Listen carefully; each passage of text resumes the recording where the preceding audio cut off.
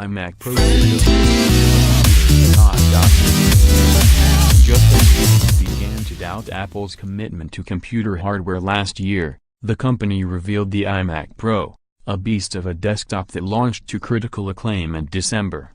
Thanks to early reviews, we know how well the iMac Pro runs, but on Tuesday, we learned more about its inside from iFixit's teardown report.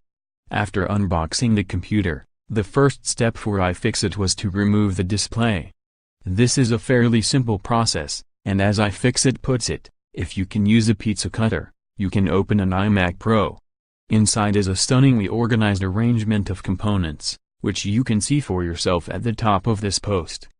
Don and number 039 today's top deals, $139 Sonos Play 1, Bose soundbar, Fire TV QWERTY keyboard, Soylent sale, more. While the iMac Pro shares a great deal in common with the latest 27-inch iMac Retina 5K, there are a few important distinctions between the two machines.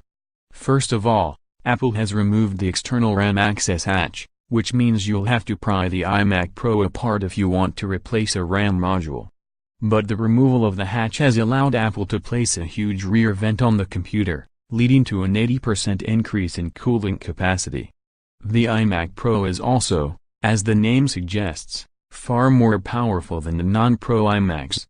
The $5,000 configuration that iFixit acquired features an 8-core, 3.2 GHz Intel Xeon W processor, 32 GB of DDR4 RAM, AMD Radeon Pro Vega 56 GPU, 1 TB SSD and a 27-inch LG display capable of 5120 x 2880 resolution.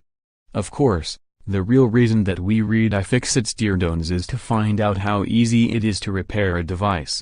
With a repairability score of 3/10, iFixit found the iMac Pro to be just as difficult to repair as most of Apple's products. The dual SSDs may be modular, but they're custom-made, which complicates the replacement process.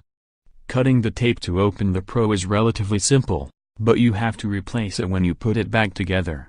And while the loss of the RAM hatch is understandable, it makes RAM upgrade significantly harder.